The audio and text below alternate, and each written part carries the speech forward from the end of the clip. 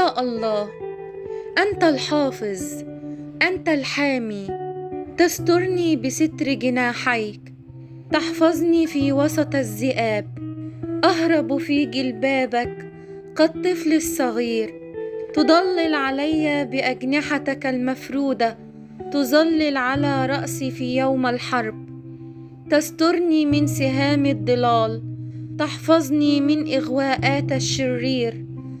اطمئن يا قلبي، لا تضطرب بتغيرات الظروف، الرب إلهك يقودك إلى ينابيع الحياة ويرشدك في الطريق. إذا تمشيت في وادي ظل الموت لا تسقط شعرة من رأسك.